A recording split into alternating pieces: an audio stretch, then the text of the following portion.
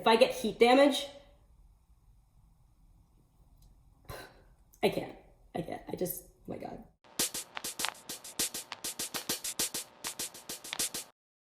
Hi, it's Amanda. Welcome to my channel. I'm here with my roughly 6-month Big Chop update. I Big Chopped on December 19th and we are near the end of June, so I'm a bit late and I apologize. I'm going to give you a quick list of 5 things that I miss about being relaxed, 5 things that I miss about transitioning, and 5 things that I love about finally having fully natural hair. The first thing I miss about relaxed hair is the length. And this is more of a state of my relaxed hair versus being very early on in the process having Big Chop, because obviously my hair at 6 months is not going to be as long as my hair was at, technically like 33 years. Relaxed hair is damaged by definition, given that your entire head is heat damaged, blah, blah, blah. But those roots still grow and you can achieve some good length with a good healthy regimen. And I did. It was long, it was healthy, it was shiny, it was buoyant, but it wasn't my natural hair. Now my hair is healthy, but it's short. So this is just basic math. I miss having long hair. The second thing I miss about having relaxed hair is a wash and go. It's a wash and then you go. Fast forward a few hours and you look like this. Back then, that's how my hair looked if I washed it, did nothing to it, and goed. I keep hammering in this wash and go, but if you're natural or you have friends in the club, you get it. The third thing I miss about having relaxed hair is that I never had a bad hair day. I thought I did back then, but now having natural hair, I never really had a bad hair day. If I did, I'd toss it into a simple bun. Can I still do buns? And that was it. Now you have the alternative of the puff. At least for me, once you put your hair in a puff, that's where it's staying until you wash it again. Yeah, you can take it down and you can go for like 10 minutes and you can jump up and down with more emphasis on the up, have gravity bring your hair down. But your hair, once you put it up, that's where it stays. It'll slowly come down, but it'll take a while. Also for me, with my natural hair, it's all about low manipulation. So once I put my hair up, that's where it's gonna stay. I used to sleep with my hair in essentially a high puff that was very loosely wrapped with a silk scarf. But now I don't even really do that because I felt like it was a little bit too much up and down. The fourth thing I sort of miss about having relaxed hair, my hair in its natural state was not long, flowing, silky, glistening in the sun. So I relaxed my hair and my hair was silky, it was shiny, it flowed. Sometimes I do see someone with the shiny, flowy, glistening hair and I'm like, oh, that looks really nice. It's hard to say that I miss it because I actually love my hair right now, but I can see that there might be times here and there where I do miss it. I would have to blow dry and straighten my hair with a flat iron, and I don't think I'm ever gonna do that. So while you can make straight hair curly, me personally, I don't think I'm gonna be able to make curly hair straight. Yes, I'm gonna rev-air every 3 months or so, that's my blow dryer, to be able to trim my ends, but I'm never going to then go that further step and press it, because if I get heat damage, I can't. I just, oh my God. When did I become such a good actor? I'm actually getting real tears in my eyes. That's because that would be so tragic to me. And I've been in quarantine for the majority of the time that I've had fully natural hair, but I've seen it happen with other people that are like, oh wow, your hair is so big and fluffy and can I touch it? No. No one wants to touch my hair if it's relaxed. With natural hair, people might want to touch my hair and then I'm gonna have to be rude and say no. But it's not rude. You were rude for asking the question, but then you're the one that comes off looking like a... Let's move on. The fifth and final thing I miss about having relaxed hair is wash day started and ended on the same day. Just as I mentioned, you could wash your hair, take 10 minutes, maybe 20 minutes if you deep condition a little. And if you're in a hurry, you can just go. If I were to leave the shower after applying my leave-in conditioner and go, I can't even take myself there. Let's take my weekly routine. On Fridays, I start washing my hair around maybe 5 o'clock in the afternoon. I finish styling my hair around 1 or 2:30 in the morning. I spend Saturday with my hair drying naturally because I don't have time to just sit under a dryer. And then on Sunday, I'll take my hair out and I will wear my hair, hardly touching it, until the following Friday, and I start that whole process again. So washing my hair, and when I say washing my hair, that means wash style and just like to a point where you're ready to go out and wear your hair. Washing my hair takes 3 days. I wasn't really as into hair when I had relaxed hair. It wasn't really something that required babying, so I didn't really need to put that much into it. So that's 5 things that I miss about my relaxed hair, and I am very glad to know that I don't miss them all that much. I mean, it's fine. 5 things I miss about my transitioning hair. Ha! Is that a joke? Transitioning sucked. Okay, fine. It forced me to be creative if I didn't want to go an entire year just wearing my hair in buns, and I didn't. It forced me to go out and buy about probably 70, maybe I like 30. I probably have like 30 headbands. I have a whole bunch of scarves, accessories.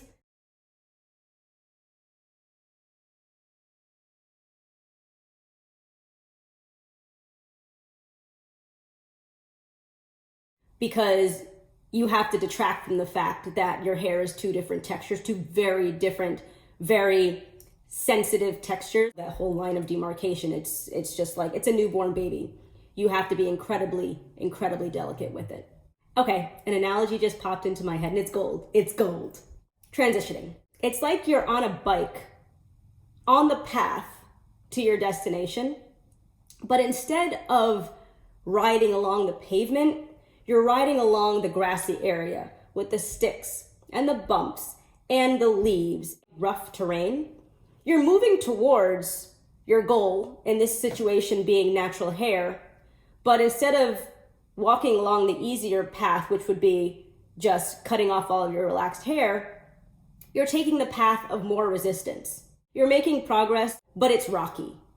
And after a while, the end of your transition, when you decide to just big chop, you're just like, why don't you just move to the pavement? That's what my big chop was. It was me moving my bike from the grass to the freshly paved sidewalk. Kind of reminds me how I play golf. Although I don't think this is really an analogy, this is just the fact that I need to improve my golf game. I will move towards the hole, but for some reason I feel the need to move along the rough. And it's just like, why don't you just go over to the fairway? The fairway being the big chop. 5 things I miss about my transitioning hair, I can't give you. 5 things I love about my natural hair. Number 1, that I know I mentioned it as something that I miss about relaxed hair, but if I really think about it, I don't right now really care about length.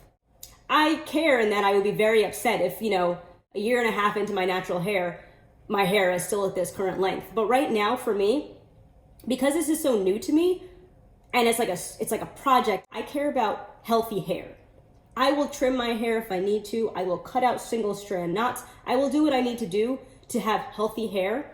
And by design, my hair is going to grow. I'm going to get that length, but I'm not as obsessed about it as I was when I had natural hair, because a lot of relaxed people, and I'm talking about me specifically, I know that everyone's different. Some might have had a healthier approach, but maybe you could relate that when you would go to the hairdresser and they'd want to trim your ends, you would almost burst into tears.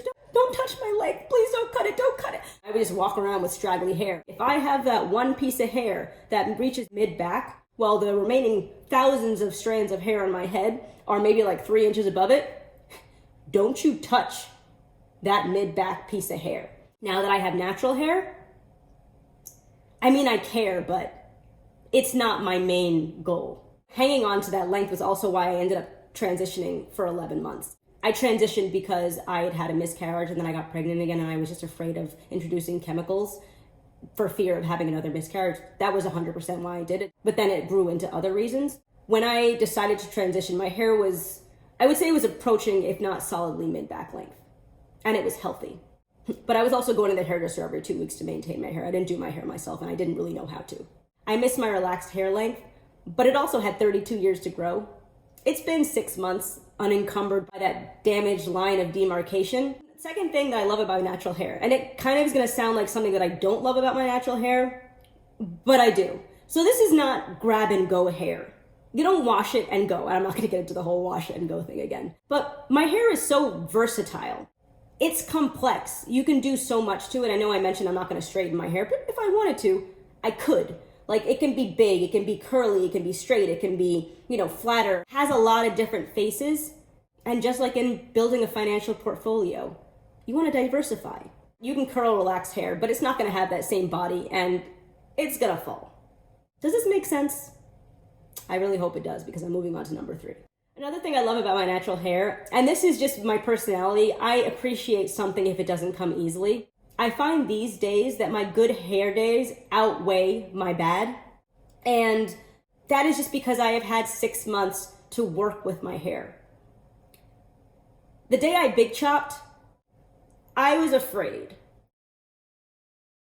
I have used this time to learn how to work with my hair. So yeah, I do product reviews every week. Yeah, it's about finding what products work best for my hair, but it was really about figuring out the routine, how to style my hair. If I'm having a bad hair day, I put my hair up in a puff. I like my puffs now.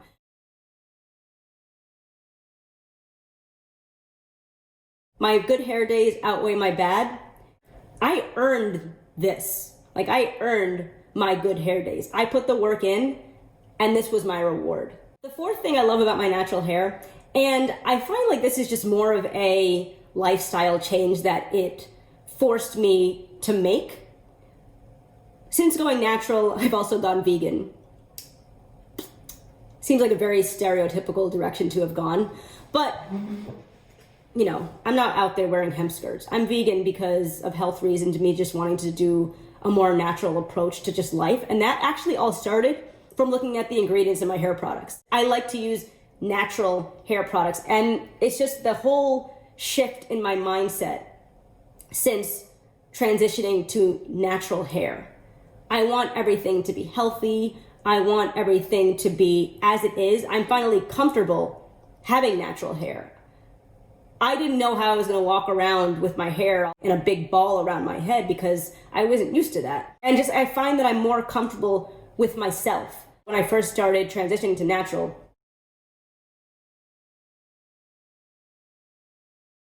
I went lengths to make sure that Nick did not see me in any stage of my hair washing, which you can imagine is difficult considering it takes me 3 days to do my hair.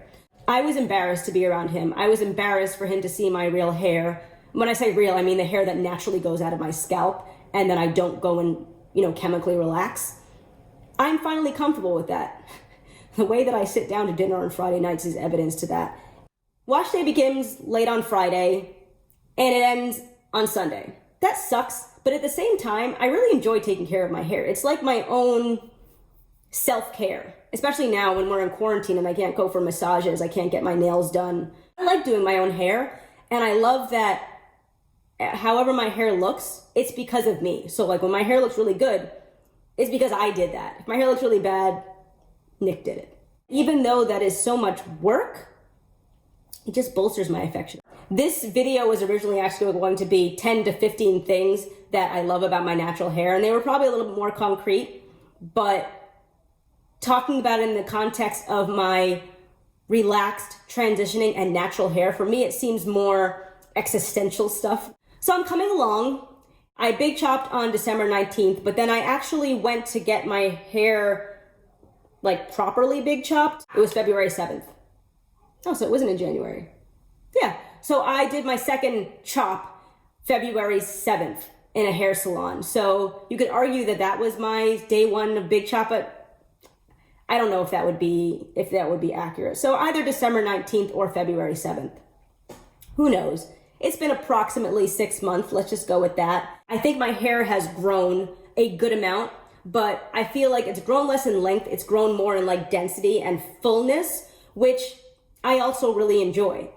Shrinkage is a thing with healthy natural hair, so I'm not upset about the fact that my hair might have been like here at month 3 and now it's here.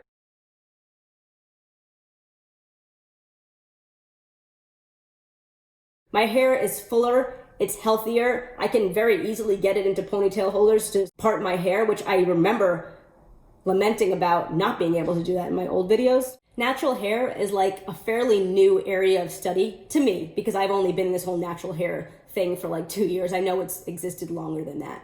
But in the grand scheme of things, it's a relatively new area of study.